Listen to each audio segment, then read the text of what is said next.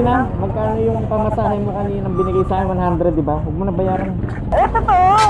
Hindi, kuya. Kuya.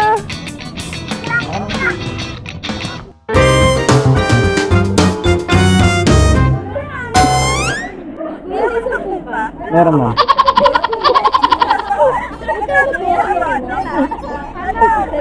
Hindi ma'am, ano yung bawas na. Mamaya pa malalaman pagkatapos. Sige, 10 piso.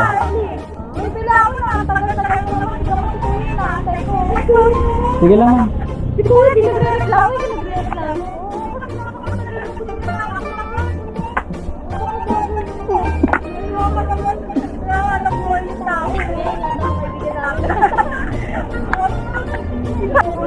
Thank you ma'am. Bye-bye! Saan napasok ma'am? Pa? Saan kayo nag-aaral? Hindi po. Ah, sa Lakeview, yung layo. Tapos nakabot ka dito. Hindi, kuya, dyan lang talaga yung video. Yan lang po.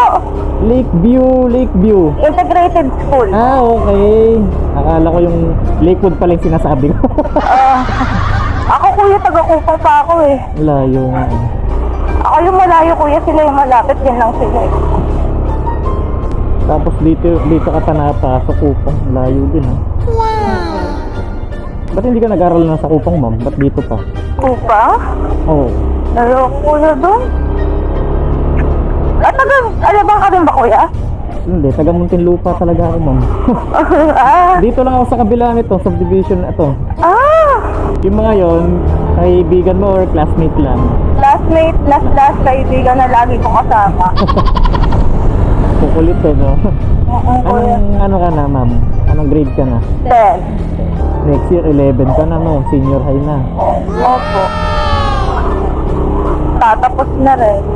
Pero malapit na ako mag-aaral, kuya, sa malapit sa STI. Yan lang yun, di ba? Alam mo yung STI, kuya? STI Alabang? Alabang? Oo. Oo, doon.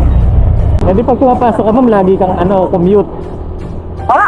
No? Pag ginagabi nga lang kasi gumagawa kami ng project doon.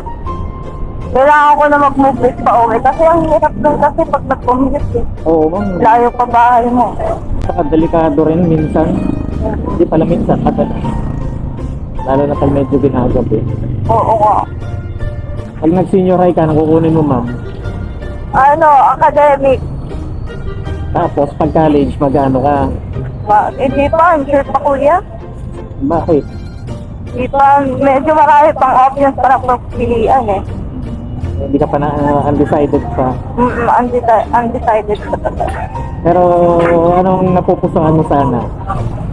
Sa? Pag magka-college ka? Baka siguro kuya yung siguro journalist or kaya flight attendant, gano'n sa YouTube. Wow. Ibig sabihin pag journalist, magaling ka sumulat yan ma'am. Tapos kuya Ito yung ginagawa mo, tricycle ka, tama? Ha? Tricycle ka? Pag? Papunta dun sa Muntinlupa. Tricycle pala ba? Sabay mag-jeep ka pa. Opo, tapos tricycle ulit. Tapos tricycle ulit. Tapos nung sakay ka pala, Ay, wait lang ma'am. Magkano yung mo kanina? Magkano yung pamasahe mo kanina nang binigay sa akin? 100, di ba? Huwag mo na bayaran. Hindi na ako yan ma'am. Libre ko na yan kasi estudyante ka na. Kuya? Oo, promise ma'am. Minsan lang naman ako magsakay ng estudyante kaya goods lang. Ito po! Hindi kuya! Sige, okay lang ma'am. Minsan lang yan. Kumbaga share your blessing lang yan. Total, nakukulit na sa inyo eh.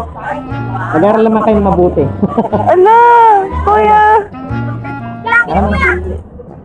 No problem. Sige ma'am. Anong masya kuya? Okay ma'am. Thank you ma'am. Ingat kayo. Aral lang mabuti. Sige ma'am.